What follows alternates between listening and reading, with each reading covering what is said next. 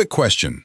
If you called 911 for someone you loved, if you told the dispatcher you were doing CPR, voice shaking, genuinely terrified, would you expect that just 3 days later, you'd be in a jail cell, charged with killing them? That's exactly where a 37-year-old man in Mesa, Arizona, is right now. His name is Kyle Collins. On July 21st, he made that call. By the end of this video, you'll understand exactly what made investigators stop believing him. Because according to police and prosecutors, it wasn't one piece of evidence. It was several stacking up in under a week. This is the case of Cierra Tellez. And unlike most stories on this channel, this one isn't finished. It's still moving through the courts right now. Let's start with who Cierra actually was, because that part gets skipped too often. She was 36, a mother of two, a 12-year-old and a 15-year-old, now living a life nobody prepares a kid for. She shared an apartment in downtown Mesa with her boyfriend, 37-year-old Kyle Collins. Honestly, that's most of what's publicly known about her. Not her job, not what made her laugh, not the small things that actually make someone who they are. The accused almost always gets a detailed backstory in cases like this. The victim gets a name and an age. I don't love that. So let's sit with this. Her name was Cierra. She was a daughter. She was a mother. That matters more than anything else in this video. On Tuesday, July 21st, her private, ordinary life ended, and very quickly, it became public. Here's how that day unfolded, based on what Mesa police have said publicly. Just after 11 a.m., officers and fire crews were dispatched to the apartment, not for a crime, for a medical emergency. Collins had made the call himself, saying he'd come home to find Cierra unresponsive and that he was performing CPR. By the time first responders arrived, she was already gone. She was pronounced dead a short time later. A call like that, on its own, is a tragedy. It doesn't automatically become a homicide case. What changed things was something officers noticed almost immediately.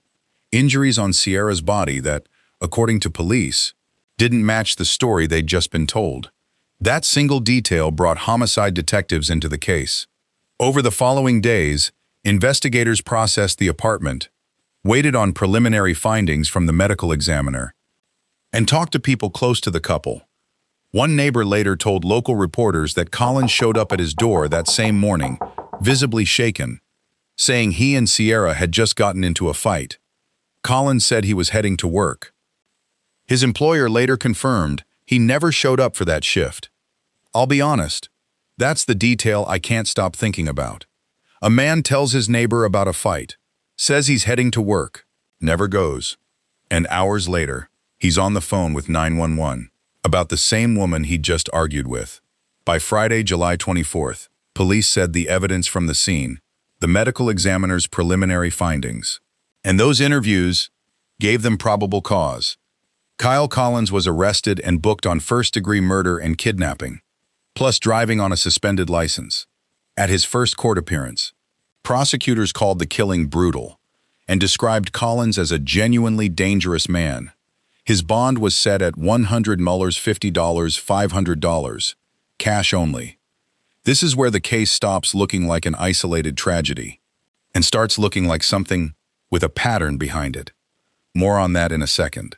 But first, if you're the kind of person who wants true crime that waits for the truth, instead of guessing at it, hit subscribe now. Here's what prosecutors told the judge next. The piece that turns this from a single tragedy into a bigger warning. At that same appearance, prosecutors said Collins had a prior criminal history that already included domestic violence and kidnapping. Not gossip, a documented record read into court by the people building this case. That's when Cierra's family stepped in front of cameras for the first time. And what got me? Their statement wasn't really aimed at Collins. It was aimed at everyone watching. Anyone living some version of this story right now, without realizing how far it can go. Their message was close to a plea. If you know someone in an abusive relationship, help them get out and help them stay out. Because abusers often find ways to work their way back in, again and again. To me, the saddest part of this case was never going to be a hidden twist. It's how recognizable the shape of it is. A relationship, a history that wasn't invisible to everyone, and a family, days into their grief, standing in front of a camera anyway, trying to turn their pain into something that might protect a stranger. So where does this stand today? Kyle Collins is still in custody, held on that $1.25 million bond. His next hearing is scheduled for July 29th, in front of a Maricopa County judge. The investigation is officially still open, and the part that matters most, evidence tested in front of a judge, maybe a jury, hasn't even started. Whatever happened inside that apartment, the courts haven't ruled on it, so neither will I. That's not me dodging the question. That's just how this is supposed to work. What stays with me isn't the charges or the bond amount.